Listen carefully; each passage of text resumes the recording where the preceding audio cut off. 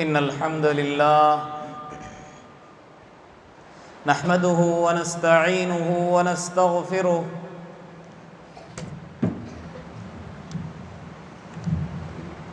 ونعوذ بالله من شرور أنفسنا ومن سيئات أعمالنا من يهده الله فلا مضل له ومن يضلل فلا هادي له وأشهد أن لا إله إلا الله وحده لا شريك له وأشهد أن محمدًا عبده ورسوله أما بعد فإن خير الحديث كتاب الله وخير الهدي هدي محمد صلى الله عليه وسلم وشر الأمور محدثاتها وكل محدثة بدعة وكل بدعة ضلالة وكل ضلالة في النار. أعوذ بالله من الشيطان الرجيم. بسم الله الرحمن الرحيم. يا أيها الذين آمنوا اتقوا الله حق تقاته ولا تموتن إلا وأنتم مسلمون. يا أيها الناس اتقوا ربكم الذي خلقكم من نفس واحدة وخلق منها زوجها وبث منهما رجالا كثيرا ونساء واتقوا الله الذي تساءلون به والأرحام إن الله كان عليكم رقيبا. يا أيها الذين آمنوا اتقوا الله وقولوا قولا سديدا يصلح لكم أعمالكم ويغفر لكم ذنوبكم ومن يطع الله ورسوله فقد فاز فوزا عظيما. وقال الله عز وجل في موضع آخر وقال ربكم ادعوني أستجب لكم إن الذين يستكبرون عن عبادتي سيدخلون جهنم داخرين. رب اشرح لي صدري ويسر لي أمري واحلل عقدة من لساني يفقهوا قولي ربي زدني علما. سبحانك لا علم لنا إلا ما علمتنا إنك أنت العليم الحكيم.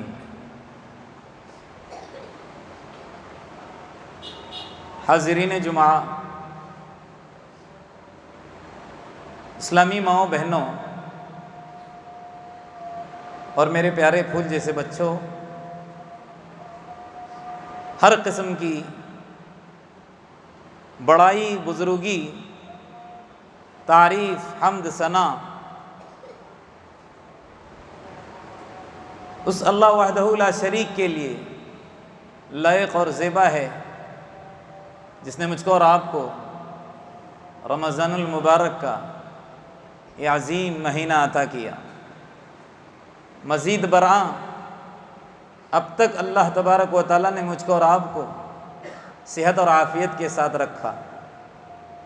اللہ سے دعا کریں کہ اگلے چند جو دن بچے ہیں اس کے اندر بھی اللہ صحت سے رکھے اور اس مہینے کی ہم کو صحیح قدردانی کی توفیق عطا کرے، اور اس مہینے کے اندر جو بھی ہم اعمال کر رہے ہیں اس کو شرف قبولیت سے نوازے، اور اللہ تبارک و تعالیٰ میرے اور آپ کی گردنوں کو جہنم سے آزاد کر دے. آمین یا رب العالمین. حمد کے بعد درود ہو، سلام ہو حضرت محمد مصطفیٰ صلی اللہ علیہ وسلم پر، خصوصاً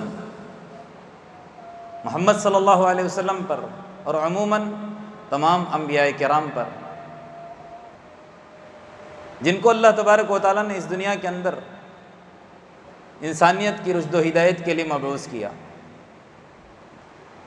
اس درود کے بعد میں نے آپ لوگوں کے سامنے قرآن پاک کی بہت مشہور آیت بارہا پڑھی جاتی ہے، پڑھتے رہتے ہیں، اس کو عنوان بنا کر بھی کئی دفعہ آپ کے سامنے باتیں آئی ہوں گی.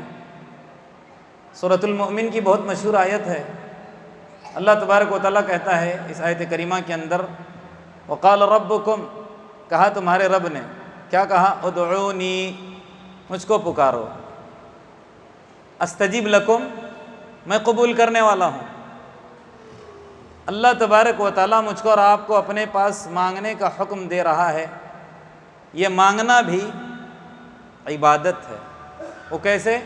آگے اللہ تبارک و تعالیٰ نے کیا فرمایا؟ ان الذین یستکبرون عن عبادتی، جو میری عبادت سے اعراض کرتے ہیں، یا تکبر سے کام لیتے ہیں، مجھے پکارتے نہیں ہیں، مجھ سے لو نہیں لگاتے، اپنے مسائل میرے سامنے نہیں رکھتے، اللہ آگے فرماتا ہے سیدخلون جہنم داخرین، ان قریب وہ ذلیل اور رسوا ہو کر کہاں چلے جائیں گے؟ جہنم کے اندر چلے جائیں گے۔ یعنی اللہ تبارک و تعالیٰ کے پاس مانگنا، اللہ کے سامنے اپنے مسائل کو رکھنا ایک عبادت ہے۔ کہیں اللہ کے رسول صلی اللہ علیہ وسلم نے کیا فرمایا؟ الدعاء هو العبادہ، دعا ہی حقیقت میں عبادت ہے۔ خالی اللہ تبارک و تعالیٰ نے یہی نہیں فرمایا، آگے بھی ایک آیت کے اندر کیا فرمایا؟ وَإِذَا سَأَلَكَ عِبَادِي عَنِّي فَإِنِّي قَرِيب، اے نبی آپ کہہ دیجئے اپنے ساتھیوں سے جب وہ آپ سے سوال کریں، کس کے بارے میں؟ میرے بارے میں۔ وَإِذَا سَأَلَكَ عِبَادِي عَنِّي، میرے بارے میں پوچھے ان کو کہہ دینا، کیا کہنا؟ فَإِنِّي قَرِيب، میں بہت قریب ہوں۔ قریب کا مطلب یہ نہ سمجھیں کہ ہر جگہ اللہ تبارک و تعالیٰ کی ذات موجود ہے، نعوذ باللہ۔ اللہ تبارک و تعالیٰ عرش پر مستوی ہے، لیکن وہاں سے ہماری تمام باتوں کو سنتا ہے، ہمارے تمام جتنے بھی کارنامے ہیں، کام ہیں، اس پر اس کی نگاہ ہے۔ وہ السمیع البصیر، وہ سننے والا بھی ہے اور دیکھنے والا بھی ہے۔ حضرت ابراہیم علیہ السلام فرماتے ہیں دعا کے تعلق سے، تاکہ میں اور آپ مایوس نہ ہوں، کیا فرماتے ہیں؟ ان ربی لسمیع الدعاء، میرا رب بہت سننے والا ہے، بہت سننے والا ہے۔ اب جتنا بھی مانگو آپ کی پکار سنے گا اور ضرور قبول کرے گا۔ لفظ سمیع اگر کوئی جانکار ہے اس سے پوچھ سکتے ہیں، یہ مبالغے کا صیغہ ہے، بہت زیادہ سننے والا، حد سے زیادہ سننے والا۔ اس لیے کیا کہا ابراہیم علیہ السلام نے؟ ان ربی لسمیع الدعاء، میرا رب بہت زیادہ سننے والا ہے۔ اور پتہ بھی ہے کتنا سنتا ہے، خالی مسلمان کی نہیں، خالی مومن کی نہیں، اہل توحید اور اہل حدیث کی نہیں، بلکہ کفار کی، مشرکین کی۔ جب وہ خالص اللہ کے لیے، اللہ کی طرف رجوع کر کے جب اس کو پکارتے ہیں مصیبتوں میں، پریشانیوں میں، اللہ ان کی بھی سنتا ہے۔ دلیل سنیے، اللہ کے رسول صلی اللہ علیہ وسلم کے زمانے میں جب کفار مشرکین سمندری سفروں پر جاتے تھے اور جب ان کی کشتی بھنور کے اندر پھنستی تو تمام معبودان باطل جن کو وہ پوجا کرتے تھے ان کو نہیں پکارتے تھے، کس کو پکارتے تھے؟ خالص اور مخلص ہو کر اللہ تبارک و تعالیٰ کو۔ اللہ تبارک و تعالیٰ اس طرح منظر کشی کر رہا ہے قرآن کے اندر، لئن انجیتنا من ہذہ لنکونن من الشاکرین۔ جب ان کی کشتی پھنسنے لگتی تو کیا کہتے اللہ تبارک و تعالیٰ کے پاس وہ کفار مشرکین؟ اے اللہ، آج ہم جس مصیبت کے اندر گرفتار ہیں، پھنسے ہوئے ہیں، یہاں سے تو ہم کو اگر نجات دے گا تو ہم تیرے شکر گزار بندے بنیں گے۔ جبکہ اللہ تبارک و تعالیٰ جانتا ہے ان کو میں نجات دوں گا، یہ بچ جائیں گے، کنارے پہنچ جائیں گے، پھر میرے ساتھ شرک کریں گے، باوجود علم ہونے کہ اللہ تبارک و تعالیٰ ان کو آزادی دیتا تھا۔ کیوں؟ جب ایک بندہ خالص اور مخلص ہو کر اس کی طرف توجہ کر کے جب اس کے سامنے گڑ گڑاتا ہے، اپنے مسائل اور اپنی پریشانیاں اس کے سامنے رکھتا ہے، تو ضرور اللہ تبارک و تعالیٰ سنتا ہے۔ اور جس مہینے سے میرا آپ گزر رہے ہیں، یہ مہینہ دعا کا بھی مہینہ ہے۔ چلتے پھرتے اللہ کو یاد کریں، اللہ سے مانگے، آخرت خصوصاً مانگے، جہنم سے آزادی مانگے۔ یہ نہیں کہتا کہ دنیا نہ مانگے، دنیا مانگے، لیکن آخرت ہمیشہ ہمارے سامنے ہونی چاہیے۔ ہم یہاں مسافر ہیں، ہم کو آگے جانا ہے، آخرت کی طرف سفر کر کے جانا ہے، اور حقیقت میں وہاں کی چھٹکاری، وہاں کی کامیابی اصل کامیابی ہے۔ یہاں کی کامیابی، یہاں کے بنگلے، یہ اصل نہیں ہے۔ قرآن کیا کہتا ہے؟ فَمَنْ زُحْزِحَ عَنِ النَّارِ وَأُدْخِلَ الْجَنَّةَ فَقَدْ فَازَ، جہنم سے بچا کر جنت کے اندر داخل کر دیا گیا، حقیقت میں وہ انسان کیا ہے؟ کامیاب ہے۔ تو لہٰذا اللہ تبارک و تعالیٰ ہم سے کیا کہہ رہا ہے؟ مجھ سے مانگو، مجھ کو پکارو، تمام باتیں مجھ سے شیئر کرو، میں سننے والا ہوں، میں تم کو دینے والا ہوں۔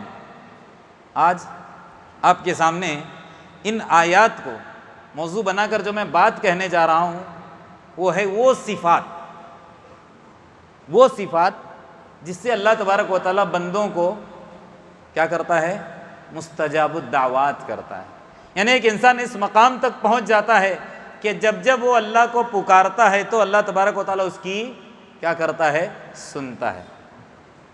آپ لوگوں نے سنا ہوگا، احادیث کا اگر آپ نے مطالعہ کیا یا ایسے محافل کے اندر بیٹھتے ہیں تو سنا ہوگا کہ اللہ کے رسول صلی اللہ علیہ وسلم کے جو صحابہ تھے اس میں سے چند صحابہ ایسے تھے، حدیث کے اندر آتا ہے مستجاب الدعوات تھے۔ کیا تھے وہ؟ مستجاب الدعوات تھے، ہاتھ اٹھانا بس کہ اللہ تبارک و تعالیٰ ان کی پکار سنتا، کبھی بھی ان کو خائب اور نامراد اور ناکام ان کے ہاتھوں کو یا خالی ہاتھ نہیں لوٹا تھا۔ ان میں سے ایک ہیں سعد بن ابی وقاص رضی اللہ عنہ، دوسرے ہیں انس بن نضر، ایک ہیں انس بن مالک، نہیں ان کا ذکر نہیں ہے، انس بن نضر، اور ایک صحابی ہیں برا بن مالک، اور ایک بہت ہی مشہور تابعی ہیں اویس قرنی، آپ لوگوں نے سنا ہوگا۔ آگے انشاءاللہ ان کے تعلق سے چند باتیں بتاؤں گا۔ وہ بات بتانے سے پہلے بخاری کا ایک بہت ہی خوبصورت واقعہ سنیے، صحابی رسول حضرت انس بن نضر کا، جو کہ مستجاب الدعوات تھے۔ اللہ تبارک و تعالیٰ ان کی جب بھی وہ اللہ کو پکارتے ضرور ان کی سنتا تھا۔ بخاری کے اندر کچھ اس طرح سے ان کا واقعہ بیان کیا گیا ہے کہ ان کی ایک بہن تھی، ان کی بہن کا کسی عورت سے کسی بات پر جھگڑا ہو گیا، اور جھگڑا یہاں تک پہنچا کہ ان کی بہن نے اٹھا کر سامنے والی عورت کو ایک تھپڑ رسید کیا۔ دھیان سے سن لیں، جب تھپڑ رسید کیا، مارا، تو سامنے والی عورت کا دانت ٹوٹ گیا، سامنے کا دانت ٹوٹ گیا۔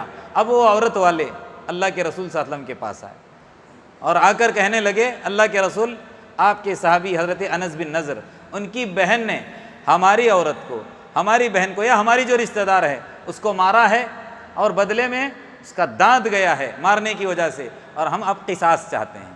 اور قصاص کا حکم اللہ کی طرف سے قرآن کے اندر آیا ہے، اب ہم کو بدلہ چاہیے۔ اللہ کے رسول صلی اللہ علیہ وسلم یہ معاملہ کن کے پاس لے گئے؟ حضرت انس کے پاس، اور کہا کہ تمہاری بہن کی شکایت آئی ہے، مجھے شکایت موصول ہوئی کہ تمہاری بہن نے فلانی عورت کو مارا ہے جس کی وجہ سے اس کا دانت ٹوٹا ہے، سامنے والے قصاص چاہتے ہیں۔ تو حضرت انس بن نضر جو کہ مستجاب الدعوات تھے کہنے لگے، اللہ کے رسول ان سے کہیں کہ وہ معاف کر دیں میری بہن کو۔ کیا کر دیں؟ معاف کر دیں۔ اللہ کے رسول نے کہا ان سے، تو انہوں نے کہا نہ، ہم معافی نہیں چاہتے، ہم کو بدلہ چاہیے، جب تک بدلہ نہیں لیں گے ہم ان کو معاف کرنے والے نہیں ہیں۔ تب یہ صحابی رسول کہنے لگے، اللہ کے رسول اگر معاف نہیں کرتے تو دیت بھی تو ہے اسلام کے اندر، دانت کے بدلے میں۔ دھیان سے سن لیں کہ انسان کتنا قیمتی ہے، ایک دانت کی قیمت اسلام کے اندر دیت کے طور پر کتنی ہے پتہ ہے؟ 5 اونٹ ہیں۔ کتنے ہیں؟ 5 اونٹ۔ ایک دانت ٹوٹا ہے نا، بدلے میں ہم دیت میں 5 اونٹ دینے کے لیے تیار ہیں، کہہ دیجئے اللہ کے رسول۔ تب بھی سامنے والی پارٹی مانی نہیں۔ دھیان سے سن لیں، اس بات پر مصر تھے کہ ہم بدلہ لے کر ہی رہیں گے، چھوڑیں گے نہیں۔ اللہ کے رسول نے کہا کہ وہ دیت پر بھی راضی نہیں ہے، کہتے ہیں جب تک دانت اس کا نہیں نکالا جائے گا معاف نہیں کریں گے۔ تو کہنے لگے حضرت انس بن نضر کہ اللہ کے رسول اتکسر ثنیۃ الربیع، ان کی بہن کا نام کیا تھا؟ حضرت ربیع۔ کیا ربیع کا آج دانت توڑ دیا جائے گا؟ اس کا دانت نکالا جائے گا؟ بہت محبت کرتے تھے اپنی بہن سے، جس طرح آج بھی بہت سارے انسان اپنی بہنوں سے، بھائیوں سے حد سے زیادہ، حد درجہ محبت کرتے ہیں، کہ میری بہن کا دانت توڑا جائے گا؟ اللہ کے رسول نے کہا کتاب اللہ القصاص، اللہ کی کتاب کے اندر قصاص ہے، اللہ نے حکم دیا ہے۔ کیا کہا؟ وَكَتَبْنَا عَلَيْهِمْ فِيهَا، اور کتبنا ہم نے لکھا ان پر، فیہا اس میں مراد یہاں پر اللہ تبارک و تعالیٰ نے جس طرح مسلمانوں کے بارے میں قرآن کے اندر کہا ہے کہ قصاص، یہ حضرت موسیٰ علیہ السلام کی شریعت سے ہی لاگو ہے، موسیٰ علیہ السلام کی شریعت کے اندر ہی لاگو تھا۔ کیا لاگو تھا؟ کیا تھا وہ قصاص؟ ان النفس بالنفس، اگر کسی نے جان لیا تو بدلے میں جان لی جائے گی۔ والعین بالعین، آنکھ کے بدلے آنکھ۔ والانف بالانف، ناک کے بدلے ناک۔ والاذن بالاذن، کان کے بدلے کان۔ اور وہاں آگے کیا آیا؟ والسن بالسن، اور دانت ہی توڑا گیا تھا نا، دانت کے بدلے دانت توڑا جائے گا۔ والجروح قصاص، اور اگر کوئی بندہ کسی بندے کو زخم دیتا ہے تو بدلے میں جہاں زخم دیا ہے وہاں زخم دیا جائے گا، یہ قصاص ہے۔ تو یہ جو صحابی تھے حضرت انس، یہ کہنا چاہتا ہوں کہ مستجاب الدعوات کیسے تھے، ذرا دھیان سے سن لیں۔ یہ صحابی اپنی بہن سے اتنی محبت کر رہے تھے حد سے زیادہ، کیا کہنے لگے؟ لا، اللہ کے رسول نے آیت پڑھ کر سنایا، یہ کیا کہہ رہے ہیں؟ لا والذی بعثک بالحق، قسم اس ذات کی جس نے آپ کو حق دے کر بھیجا ہے، لا تکسر ثنیۃ الربیع، آج میری بہن کا دانت نہیں توڑا جائے گا۔ کسی کی مجال ہو سکتی ہے کہ اللہ کے رسول کہہ رہے ہیں کہ قرآن کے اندر آیا ہے اور صحابی رسول ہو کر کہہ رہے ہیں کہ نہیں توڑا جائے گا؟ یہ مخالفت میں نہیں کر رہے تھے، یاد رکھ لیجئے، اللہ کے رسول کی یا قرآن کی آیت کی مخالفت میں نہیں، بہن کی محبت میں سرشار تھے، جو اس میں آ کر کہا کہ نہیں، اللہ کی قسم جس ذات نے آپ کو حق دے کر بھیجا ہے آج نہیں توڑا جائے گا۔ یہ نہیں کہہ رہے کہ میں توڑنے نہیں دوں گا، نہیں توڑا جائے گا، یعنی یوں سمجھ لیجئے کہ ان کی زبان سے دعائیہ کلمات نکلے، یہ کلمات نکلنے تھے، سامنے والوں نے کہا اللہ کے رسول ہم نے ان کو معاف کر دیا۔ سبحان اللہ۔ تب اللہ کے رسول صلی اللہ علیہ وسلم کی زبان سے نکلنے والے جملے پر آپ غور کریں، اللہ کے رسول نے کہا ان من عباد اللہ لو اقسم علی اللہ لابرہ، آج بھی دنیا کے اندر اللہ کے ایسے بندے ہیں کچھ، جب وہ اللہ کے اوپر قسم کھاتے ہیں تو اللہ ان کی قسم کو ضائع نہیں کرتا، پوری کرتا ہے۔ یہ ہے مستجاب الدعوات، یہ ہے مستجاب الدعوات، صحابی رسول کہ انہوں نے قسم کھا لی اور اللہ نے ان کی قسم کی لاج رکھ لی، بہن کو معاف کر دیا گیا۔ تو میں یہ بتانا چاہتا ہوں کہ وہ کون سی صفات ہیں جس کی وجہ سے میں اور آپ بھی مستجاب الدعوات بن سکتے ہیں۔ یہ کنیکشن صرف صحابہ کے ساتھ تک نہیں تھا، تابعین تابعین کے ساتھ تک نہیں، قیامت تک جتنی بھی انسانیت آئے گی اللہ آج ان کو بھی یہ مقام بندگی یعنی کہ مستجاب الدعوات کا مقام عطا کرے گا۔ لیکن 5 صفات کا مجھ کو اور آپ کو اپنے اندر داخل کرنا یہ ضروری ہے۔ سب سے پہلی صفت وہ کون سی ہے اس کے بارے میں ہم سنیں، اور اس معاملے میں انسان بہت کوتا ہے، بہت کوتا ہے، حد سے زیادہ کوتا ہے۔ عام تو عام پڑھا لکھا بھی نہیں سوچتا، اس کے اندر کوتاہی کرتا۔ آپ کہو گے آخر یہ کون سی ایسی صفت ہے؟ کہا سب سے پہلے اللہ کے رسول نے کہا رزق حلال۔ آج دیکھو عام تو عام ہے، پڑھا لکھا انسان بھی کسی طرح تعویلات کر کے مشتبہات جو ہیں شبہات والی چیز کو بھی حلال تک لے جانے کی کوشش کرتا ہے۔ اللہ کے رسول نے کیا کہا؟ الحلال بین والحرام بین، حلال بھی واضح حرام بھی واضح، وبینہما مشتبہات کا، اس کے بیچ میں مشتبہات ہے، اور جو مشتبہات کے اندر پڑتا ہے شک شبہ والی چیزوں میں، اللہ کے رسول کہتے ہیں کہ اس کو وہ حرام تک لے جا سکتی ہے۔ خیر یہاں سے موضوع ہٹ رہا ہے، کہنے کا مطلب کیا ہے؟ رزق حلال، حلال روزی کی تلاش، کھانا حلال، پینا حلال، اوڑھنا حلال، بچھونا حلال، تب اللہ تبارک و تعالی ہماری دعاؤں کو قبول کرے گا۔ آج ہم روتے ہیں لیلۃ القدر طاق راتوں میں، اللہ ہماری پکار نہیں سن رہا ہے۔ کیوں نہیں سن رہا ہے؟ اللہ کہتا ہے کہ مجھ سے مانگو میں آپ کی سنوں گا، لیکن ہم اس پر بھی غور کریں کہ اللہ ہماری سنتا کیوں نہیں۔ وہ بھی وجوہات ہیں، وہ بھی چیزیں ہیں، وہ بھی باتیں ہیں جس کی وجہ سے اللہ سنتا ہے، اللہ کے رسول نے کہا ہے، اور اس میں سے وہ کون سی صفت ہے؟ سب سے پہلے رزق حلال، کھانا ہمارا کیا ہونا چاہیے؟ حلال۔ میں نے شروع کے اندر 4 لوگوں کا ذکر کیا جو مستجاب الدعوات تھے۔ حضرت سعد بن ابی وقاص کا، میں نے ابھی انس بن نضر کا واقعہ آپ کو سنا دیا۔ حضرت سعد بن وقاص رضی اللہ عنہ کے بارے میں آتا ہے یہ ایسے مستجاب الدعوات تھے کہ ان کو ستانے کے لیے بھی لوگ ڈرتے تھے، پتہ ہے؟ کبھی اگر کوئی ان کو تکلیف دیتا فوراً ہاتھ اٹھاتے ہی لوگ کہتے کہ نہ سعد مجھے معاف کرو، مجھے معاف کرو، میں نے آگے سے آپ کو تکلیف نہیں دوں گا۔ یعنی ایسے مستجاب الدعوات ہاتھ اٹھاتے کہ سامنے والا اگر ان کو تکلیف دیا بدلہ اللہ کی طرف سے ضرور ان کو مل جاتا۔ اور یہ کیوں پتہ ہے؟ صحابی تو تھے ہی، ایمان میں اعلیٰ درجے کے تھے، متقی تھے، خشیت اللہ ان کے اندر تھا، لیکن اس سے ہٹ کر جو چیز ان کے اندر وہ تھی، اللہ کے رسول صلی اللہ علیہ وسلم نے ان کو تربیت دی تھی۔ وہ کیا ہے؟ حضرت سعد رضی اللہ عنہ سے مخاطب ہو کر ایک مرتبہ کہا تھا یا سعد اتب مطعمک یستجاب لک، اپنے کھانے کو ہمیشہ پاکیزہ بنانا ہے سعد، ہمیشہ اللہ تمہاری کیا کرے گا؟ سنے گا۔ تمہارے پیٹ کے اندر کبھی بھی غلط غذا، غلط دانہ نہیں جانا چاہیے۔ کہتے ہیں جیسے اللہ کے رسول صلی اللہ علیہ وسلم نے مجھے تعلیم دی اسی پر میں ہمیشہ گامزن رہا، کبھی بھی میں نے اپنے پیٹ کے اندر حرام لقمہ داخل نہیں کیا۔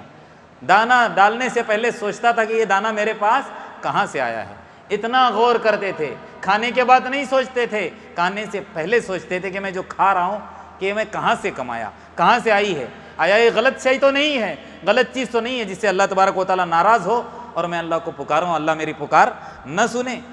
اور مزید ان کے ساتھ اللہ کے رسول صلی اللہ علیہ وسلم کا معاملہ کیا تھا پتہ ہے؟ اللہ کے رسول صلی اللہ علیہ وسلم نے ہاتھ اٹھا کر دعا کی تھی ان کے لیے، اللہم استجب، اے اللہ لسعد اذا دعاک، اے اللہ جب بھی سعد تجھ کو پکارے تو اے اللہ تو ان کی ضرور سننا، تو اے اللہ ان کی ضرور سننا۔ تو 5 صفات میں سے سب سے پہلی صفات جس سے ہم مستجاب الدعوات ہو سکتے ہیں، اللہ ہماری پکاروں کو سن سکتا ہے، تو ہم کو اپنا کھانا حلال، پینا حلال، اوڑھنا بچھونا حلال کرنا چاہیے۔ دوسری بات یہ بہت اہم ہے، یہ بھی وہ کیا ہے؟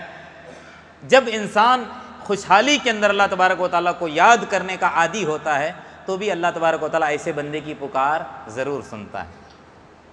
پریشانی میں، بیماری میں، تکلیف میں، ٹینشن میں اللہ کو یاد کرنا کمال کی بات نہیں ہے۔ ہر کوئی مسجد کا رخ کرتا ہے، داڑھی بڑھ جاتی ہے، ہوتا کہ نہیں؟ ایک وقت کی نماز نہیں چھوڑتا، سنتوں کا پابند۔ اگر آپ پوچھو گے نہیں یار بڑی بیماری لاحق ہو گئی، کینسر کا شکار ہوں، پتہ نہیں کتنی زندگی کا مہمان ہوں، پتہ نہیں میرے ساتھ، اب میں معافی تلافی کر لیتا ہوں نا۔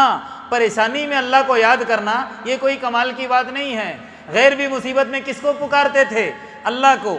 لیکن انجیتنا، اللہ تو نجات دے دے تو ہم شاکرین بن جائیں گے۔ خوشحالی میں، خوشحالی میں، اسی لیے اللہ کے رسول نے کہا عجبا لامر المؤمن، مومن کا معاملہ ہی عجیب ہے، اذا اصابتہ السراء شکر، جب اس کو خوشحالی ہوتی ہے تو اللہ کا شکر گزار بن کر زندگی گزارتا ہے۔ تو خوشحالی میں اگر ہم اللہ کو یاد کریں گے تب بھی ہم مستجاب الدعوات ہوں گے۔ ذرا اس روایت کو سن لیں، اللہ کے رسول صلی اللہ علیہ وسلم فرماتے ہیں تعرف الی اللہ فی الرخاء یعرفک فی الشدہ، خوشحالی میں ہمیشہ تم اللہ کو یاد کرو۔ اللہ کی پہچان تم کو کہاں ہونی چاہیے؟ خوشحالی میں۔ یعرفک، وہ تم کو پہچانے گا، وہ تم کو یاد کرے گا، یعنی کون؟ اللہ تبارک و تعالیٰ۔ خوشحالی میں اللہ کو یاد کریں گے تو اللہ تبارک و تعالیٰ پریشانی کے عالم میں ہم کو اللہ یاد رکھے گا، اور کوئی پریشانی پھر ہم کو ہلاک نہیں کرے گی۔ آئی بھی وقتی طور پر آزمائش، اللہ اس کو ختم کرے گا۔ کیا انبیاء پر آزمائشیں نہیں آئیں؟ کیا ان کو تکلیفیں نہیں آئیں؟ طرح طرح کی تکلیفیں آئیں، کیا ہمیشہ رہی؟ دائمی تھی؟ وقتی، اللہ ہٹا دیتا تھا۔ لیکن آج کتنے ایسے اللہ کے بندے ہیں پریشانی کے اندر گرفتار ہیں، ہمیشہ پریشانی میں رہتے ہیں۔ کیا وجہ ہے؟ یہی ہے کہ وہ حقیقت میں اللہ کو یاد نہیں کرتے ہیں، مطلب کے خاطر اللہ تبارک و تعالیٰ کا استعمال کرتے ہیں۔ اللہ ہماری حفاظت فرمائے، ایسا نہیں کرنا ہے۔ اللہ کی عبادت مطلب کے لیے نہیں، ہمارا جو وجود ہے، ہم کو اللہ نے دنیا کے اندر بھیجا ہی ہے، مقصد صرف ہم اللہ کی عبادت کریں۔ اگر ہم شرک کرتے ہیں تو اللہ کے ساتھ کیا کرتے ہیں؟ بغاوت کرتے ہیں۔ اگر ہم بدعات کرتے ہیں تو ہم اللہ کے ساتھ بغاوت کرتے ہیں، اللہ کا حق نہیں ادا کرتے۔ جو مشرک ہوتا ہے سب سے اللہ کی نگاہ میں گیا گزرا انسان وہ مشرک ہے۔ تو لہٰذا اللہ تبارک و تعالیٰ کیا کہہ رہا ہے؟ اللہ کے رسول صلی اللہ علیہ وسلم کی زبانی، خوشحالی میں اس کو یاد کرو، اللہ پریشانی میں تم کو یاد کرے گا۔ اور یہ بھی کہا اللہ کے رسول صلی اللہ علیہ وسلم نے من سرہ، جو انسان چاہتا ہے کہ اس کو خوشی ملے، ان یستجیب اللہ عند الشدائد، کہ اللہ تبارک و تعالیٰ شدائد کے اندر، پریشانی کے اندر، الکرب، کرب کے اندر اللہ تبارک و تعالیٰ اس کو یاد کرے، اس کی پکار سنے۔ فرماتے ہیں اللہ کے رسول فلیکثر الدعاء فی الرخاء، خوشحالی میں دعا کرتے رہو، اللہ کو یاد کرتے رہو۔ خوشحالی میں اللہ کو یاد رکھو گے ہمیشہ تم کو خوشحالی ملے گی، اللہ ہمیشہ تم سے خوش رہے گا۔ اور اگر تم خوشحالی میں اللہ کو یاد نہیں کرو گے تو پھر کبھی بھی تم مستجاب الدعوات نہیں ہو سکتے۔ یہ دوسری صفت تھی۔ تیسری صفت یہ بھی بہت اہم ہے، اس کے اندر بھی انسان کوتاہی کرتا ہے، وہ کون سا ہے؟ بر الوالدین، والدین کے ساتھ حسن سلوک۔ اور اس بر الوالدین کے ضمن میں میں حضرت اویس قرنی کا ایک مختصر سا واقعہ سناتا ہوں۔ میں نے کہا نا کہ صحابہ میں تو حضرت سعد تھے، انس بن نضر تھے، برا بن مالک تھے، میں نے مثال کے طور پر، اور بھی صحابہ رہے ہوں گے، لیکن حضرت اویس قرنی یہ تابعی ہیں، تابعی تھے۔ اللہ نے ان کو بھی مستجاب الدعوات بنایا تھا، لیکن ہم کو کیسے معلوم ہوا کہ یہ مستجاب الدعوات؟ اللہ کے رسول صلی اللہ علیہ وسلم نے ان کا ذکر اپنے صحابہ کے سامنے کیا۔ احادیث کا مطالعہ کریں گے تو معلوم ہوگا، یہ ایسے تابعی ہیں اللہ کے رسول کے زمانے کو انہوں نے پایا، لیکن صحابی کا شرف ان کو حاصل اس لیے نہیں ہوا کہ یہ تھے یمن کے اندر اور اللہ کے رسول مدینہ میں تھے، اور یمن سے آ کر صحابی بننا ان کے لیے مشکل نہیں تھا، لیکن کیا ریزن تھا، کیا وجہ تھی کہ یہ صحابی والے شرف سے محروم رہے؟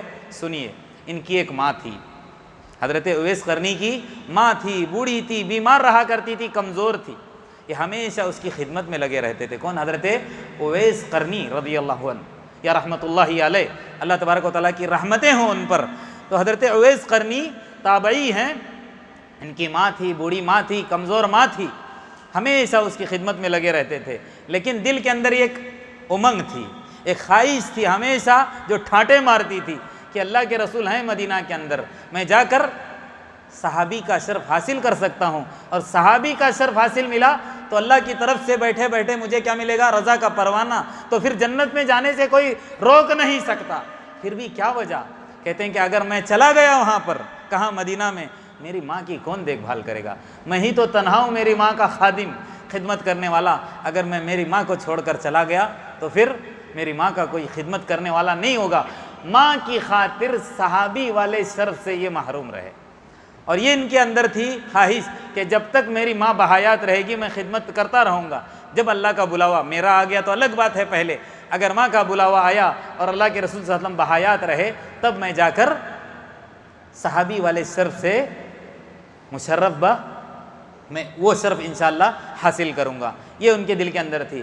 لیکن اللہ کا کرنا ہوا ایسے کہ ان کی ماں کا انتقال بعد میں اور اللہ کے رسول صلی اللہ علیہ وسلم کا انتقال پہلے ہوا، لہٰذا یہ حضرت اویس قرنی وہاں نہیں جا پائے، لیکن اللہ کے رسول صلی اللہ علیہ وسلم نے اپنے صحابہ کے سامنے ان کا ذکر کیا۔ کیوں؟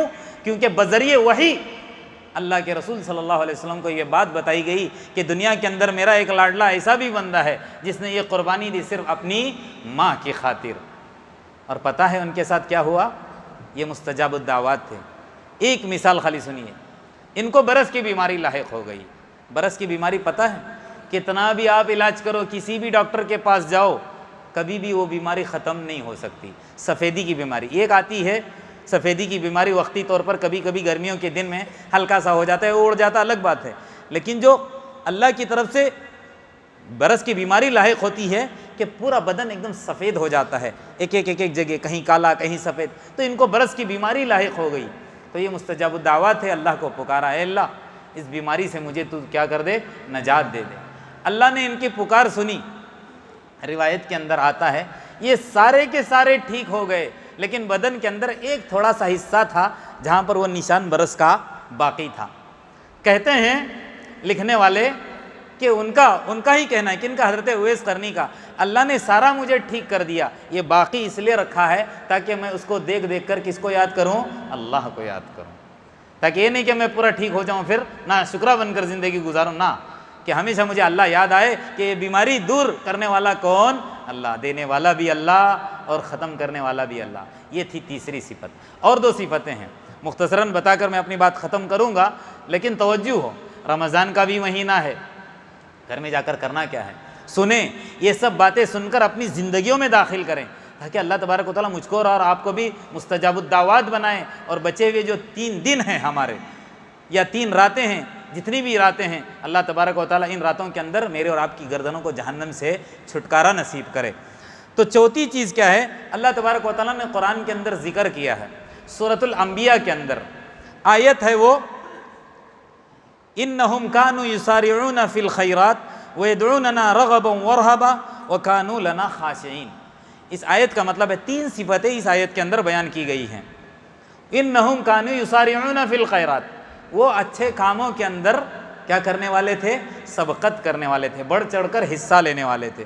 وَيَدْعُونَنَا رَغَبًا وَرَهَبًا، جب وہ مجھ کو پکارتے امید اور خوف کے ساتھ، مجھے پکارتے ڈرتے ہوئے بھی اور مجھ پر امید رکھتے ہوئے بھی، اور آگے اللہ کہتا ہے وَكَانُوا لَنَا خَاشِعِينَ، اور وہ بندے مجھ سے کیا کرنے والے تھے؟ خشوع کرنے والے، یعنی میرے سامنے جھکنے والے، میرے لیے جھکنے والے تھے۔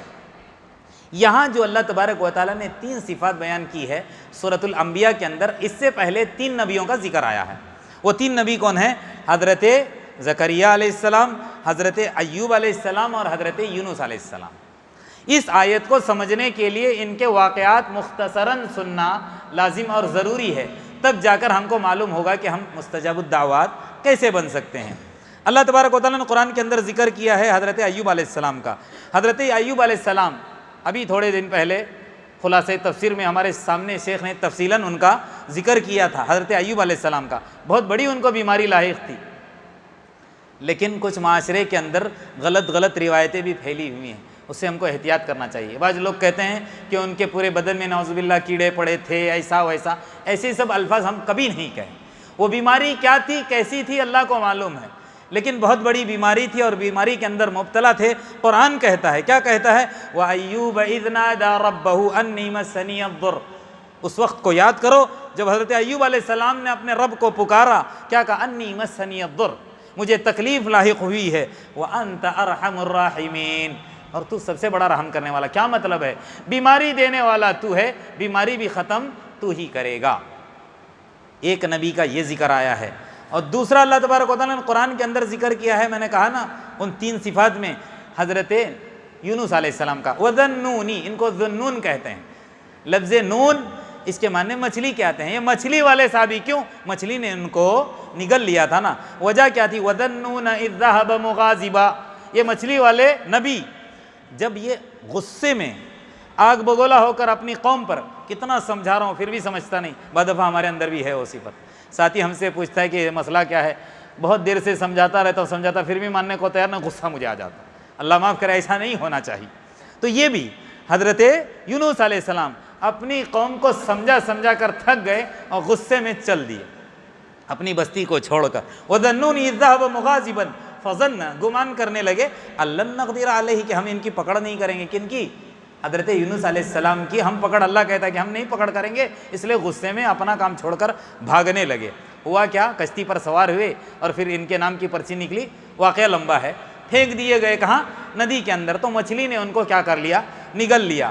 جب مچھلی نے ان کو نگل لیا اور اندھیرے کے اندر پہنچے، تب کیا کہا؟ فَنَادَىٰ فِي الظُّلُمَاتِ، اس تاریکی کے اندر، اس اندھیری کے اندر پکارا اللہ کو۔ کیا کہا؟ اللہ الہ الا انت، کیا کہا؟ لا الہ الا انت، نہیں ہے کوئی معبود برحق سوائے تیرے، سبحانک، تیری ذات پاک ہے، انی کنت من الظالمین، اے اللہ میں ظالم تھا، میں صحیح حق ادا نہیں کر پایا۔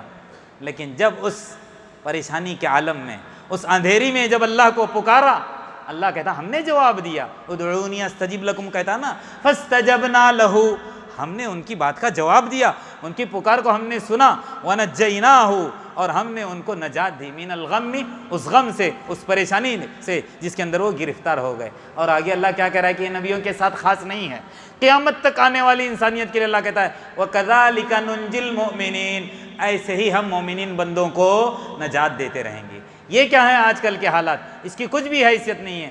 اس سے خطرناک بھی حالات آئے مسلمانوں کے اوپر، اللہ نے اس کو ختم کیا۔ لیکن اس وقت جب مخلص ہو کر اللہ کو پکارے، ہم مطلب کے لیے پکارتے ہیں، مخلص ہو جائیں، خالص ہو جائیں اللہ کے لیے، شرک سے باز آ جائیں، بدعات سے باز آ جائیں، اللہ کی طرف رجوع کریں، کیوں اللہ تبارک و تعالی ہم کو نہیں بچائے گا؟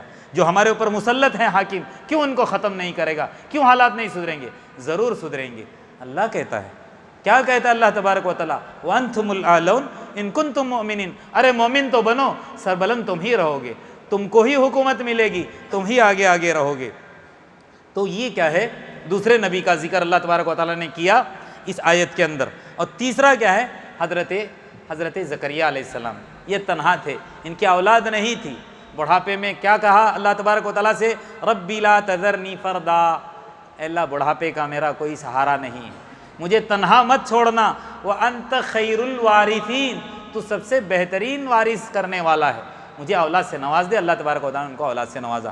الغرض میرے کہنے کا مطلب یہ ہے کہ اللہ تبارک و تعالیٰ، اگر ہم چاہتے ہیں کہ ہم مستجاب الدعوات بنیں تو ان صفات کا مالک ہم کو بننا ہے۔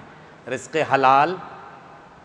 حلال، خوشحالی میں اللہ تبارک و تعالیٰ کو یاد کرنا، ماں باپ کے فرمانبردار بننا، خیر کے کاموں میں بڑھ چڑھ کر حصہ لینا، خیر کے کاموں میں بڑھ چڑھ کر حصہ لینا، اور دل کے اندر امید بھی ہونی چاہیے اللہ کی ذات سے، اور اللہ کا ڈر بھی ہونا چاہیے، اور ہمیشہ خشوع اور خضوع کس کے لیے ہونا چاہیے؟ اللہ تبارک و تعالیٰ کے لیے۔ آخری صفت ہے، آخری صفت بیان کر کے میں اپنی بات ختم کرتا ہوں، وہ کیا ہے؟ دوسرے کے کام آنے کا جذبہ، سوشل ورک جس کو انگریزی میں کہہ سکتے ہیں۔